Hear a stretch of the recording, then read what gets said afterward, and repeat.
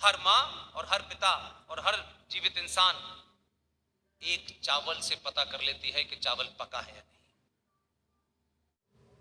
फखरुद्दीन नाम का जज भारत सरकार की तनख्वाह लेता है, चरखी दादरी में डिस्ट्रिक्ट जज था। एक हिंदू और एक मुसलमान के बीच में झगड़ा हो गया। ये सारे मीडिया में अवेलेबल है, कोई ऐसा नहीं है कि मुझे ही पता है। दोनों की तरफ से बातचीत सुनी जा रही थी। मुसलमान वहीं खड़ा हुआ था, उसने बताया मुझे हिंदुओं ने ऐसे ऐसे मारा। चरखी दादरी का डिस्ट्रिक्ट जज जिसका नाम फखरुद्दीन था, उसने अपनी जज की कुर्सी पे बैठ के कहा कि तू कैसा मुसलमान है जो इस हिंदू से पिट के आ गया। तुझे रिवॉल्वर निकालनी चाहिए थी, गोली मार देनी चाहिए थी, तुझे पता होना चाहिए था कि तेरा भाई यहां कुर्सी पे बैठा है, मैं तुझे बचा लेता। आपके टैक्स से पलने के बाद फखरुद्दीन बन रहे हैं। मेरठ का एसएसपी मंजूर, जिसने खुलेआम गोली हिंदुओं पे चलाई, मंजूर बन रहे हैं। ये जो योजनाएं चल रही हैं कि हम तुम्हें अपनी योजनाओं से तुम्हें इतना ताकतवर बनाएंगे कि भारत तेरे टुकड़े होंगे, इंशाल्लाह इंशाल्लाह। गैंग चलेगा, शर्जील इमाम चलेगा, जो भारत के आसाम के टुकड़े को अलग करने का ख्वाब पालेगा और खुलेआम दिल्ली में कहेगा और मेरे और आपके टैक्स से 10 रुपए के कमरे में जेएनयू में रहेगा। ये बंद होना चाहिए। झगड़ा किसी के खिलाफ नहीं है, झगड़ा इस बात के खिलाफ है कि कौन राष्ट्र के साथ है और कौन राष्ट्र के खिलाफ है। आपको ऐसे दौर में एक आदमी मिला है, उसकी ताकत बनिए। हर आदमी लाइन लगाकर एमएलए और एमपी के टिकट में ना खड़ा हो जाए। एमएलए और एमपी के टिकट मिलने के बाद आप संविधान की शपथ लेने से आपका मुंह बंद हो जाता है। आप कहना भी चाहते हैं, नहीं कह पाते। इसलिए अगर सच मानो में आपको राज है और आप अपने दिल पे हाथ रखें कि आप एमपी एमएलए क्यों बनना चाहते हैं, सत्ता में जाने के लिए, सत्ता की दुरुपयोग करने के लिए, नाजायज तरीकों से पैसा कमाने के लिए, तो आप यकीन मानिए आपकी निगाह में राष्ट्र नहीं होगा। फिर आपकी कोठी 2 मंजिल से 4 मंजिल की होगी। आपके बेटे बेटी यकायक अमेरिका में पढ़ने लगेंगे। ऐसे लोगों को बाहर करिए, आप उनको चुनिए।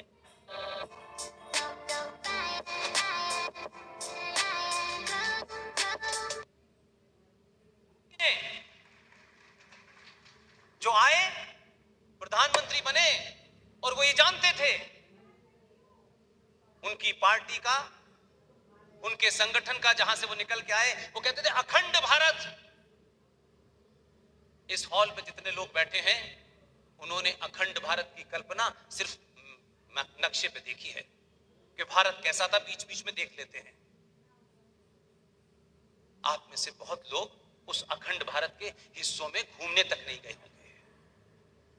जा सकते थे, लेकिन आपका आदमी पहली यात्रा उसने भूटान की, दूसरी नेपाल की, बांग्लादेश की। लोग ये नहीं समझ पा रहे थे कि ये अच्छा खासा अफगानिस्तान गया था, वहां की पार्लियामेंट का इनॉग्रेशन करने, इसे पाकिस्तान क्यों उतरा। जब तक फिजिकली न देख ले कि क्या क्या वापस लेना है, तब तक पता नहीं चलता।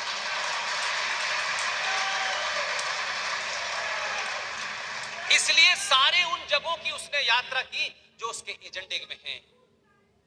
वो बड़े एजेंडे पे लगा हुआ है, वो राष्ट्र निर्माण में लगा हुआ है। लेकिन ये समाज, हमें इस पे कानून चाहिए, उस पे कानून चाहिए, बार बार कह रहा है। कानून से बात नहीं होगी। जिस दिन तुम जग जाओगे, कानून तुम्हारे पास चल के आएगा। हर काम कानून के चक्कर में मत पड़िए। उसको देश चलाना है, दुनिया के लोगों को बहुत सारी चीजें दिखानी है और करनी है। एक मोहतरमा थी, कई महीनों के बाद नजरबंदी से बाहर निकली हैं। उनके साथ बैठा, उन्हें समझा कि ये कश्मीरियत क्या होती है। वो बड़ी कश्मीरियत की बात करती थी। उसने समझा कि यार ये कश्मीरियत है कैसी, कि ये कश्मीरियत भी कहते हैं, इंसानियत भी कहते हैं। और इसी कश्मीरियत और इंसानियत ने 5.5 लाख कश्मीरी हिंदू पंडितों को कश्यप ऋषि की धरती से भागने पे मजबूर कर दिया गया और 2,500 कश्मीरी हिंदू पंडितों का बलात्कार, रेप और मर्डर हुआ। 1200 मंदिरों को तोड़कर वहां पेशाब की जा रही है। उसने सोचा कि ये कश्मीरियत मैं भी तो समझूं कैसी है। उसने समझ ली, उनकी समझ में नहीं आई। और फिर ऐसी समझाई कि वो ये कह रही थी कि अगर कश्मीर को छूने की कोशिश की तो हम 1947 बना देंगे। उसने कहा मैं 1947 से ही शुरू कर रहा हूं।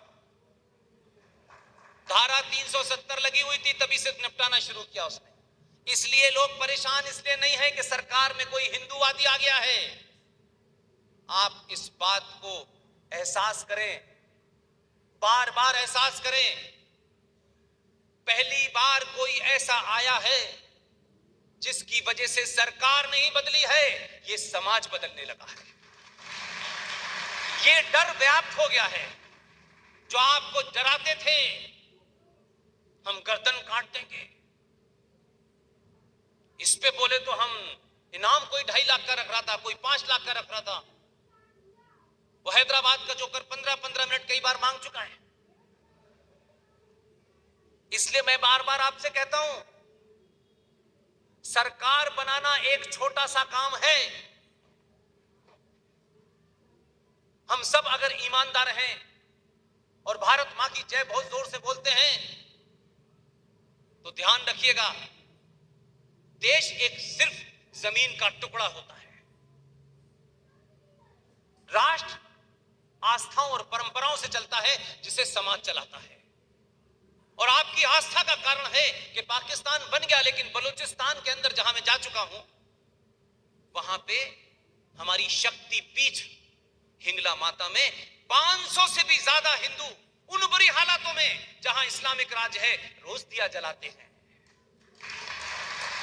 वो वहां दिया जलाते हैं। पाकिस्तान ऑक्युपाइड कश्मीर बन गया, मां शारदा देवी की पीठ है। पाकिस्तान ऑक्युपाइड कश्मीर में माता शारदा का मंदिर है, वहां भी दिया जल रहा है। वो मेरे आस्था के केंद्र हैं, भले ही आज मेरे पास ना हो। इसलिए राष्ट्र बहुत बड़ी चीज होता है, देश एक छोटा सा टुकड़ा होता है। देश की रक्षा सेना पुलिस करती है, संविधान करता है, न्यायपालिका करती है। राष्ट्र की रक्षा के लिए समाज का एक एक आदमी करता है। इसलिए मैं राष्ट्र पे ज्यादा बल देता हूं। देश के लिए तो आपने सरकार बैठा दी है, वो अपना काम कर रही है। कैसे कर रही है? कि हालत यह करती है कि मैंने कहा शुरू में, आप लड़ाई का मैदान जिस दिन बदल जाएंगे उस दिन कश्मीर के बॉर्डर से आपके शहर में आपके शूरवीर की लाश नहीं आएगी। लड़ाई का मैदान बदल दीजिए। धारा 370 और 35 हटते ही लड़ाई का मैदान बदल गया है। जो लाश इधर आ रही थी अब वो उधर गिरना शुरू कर दिया। इसलिए राष्ट्र की पहचान, राष्ट्र की परंपरा जो अनंत है, अनंत काल तक रहेगी। इसलिए इस धरती पर, इस ब्रह्मांड पर, जब से भी ये ब्रह्मांड की उत्पत्ति हुई होगी, कायनात बनी होगी, तब से लेके आज और आज से लेके हजारों करोड़ों साल तक, जब तक ये धरती रहेगी, एक ही धर्म था, एक ही है और एक ही रहेगा, जिसका नाम है सनातन।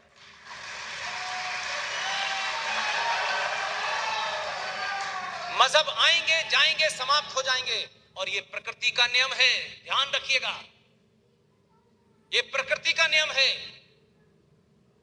कि पेड़ 100 साल जिए, 50 साल जिए, 10 दिन जिए। जिसमें जान है उसका अंत निकट है। जो पैदा हुआ है वो मरेगा। धर्म न पैदा हुआ है न मरेगा। मजहब पैदा हुआ है तो मरेगा भी। उसका समय कब आएगा, वो कैसे मरेगा, ये मैं और आप तय नहीं करेंगे। मर रहे हैं। ईरान में क्या हुआ है, इराक में क्या हुआ है।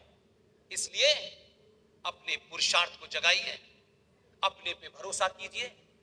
और ये जो लोग बहुत हल्के अंदाज में कहते हैं, मैं उन विद्वानों से, उन संगठनों से भी कहना चाहता हूं कि जब भी भारत राष्ट्र के बारे में बात करें, छोटे और हल्के शब्दों का इस्तेमाल न करें। हम जाति में बटे हुए हैं, हमारे यहां ऊंच नीच है। कोई जाति में नहीं बटा हुआ, कोई जाति में नहीं बटा हुआ। मैं डंके की चोट पे कहता हूं, अगर आपको अपने ब्राह्मण होने पे गर्व है तो 1000 गुना होना चाहिए। आपको क्षत्रिय होने पे गर्व है तो होना चाहिए। दलित और यादव होने पे गर्व है तो होना चाहिए। लेकिन सिर्फ साथ में मेरा एक छोटा सा राइटर है, ब्राह्मणों, अगर आपको अपने ब्राह्मण होने पे गर्व है तो होना चाहिए, लेकिन शास्त्र कहां है ये भी बताइए।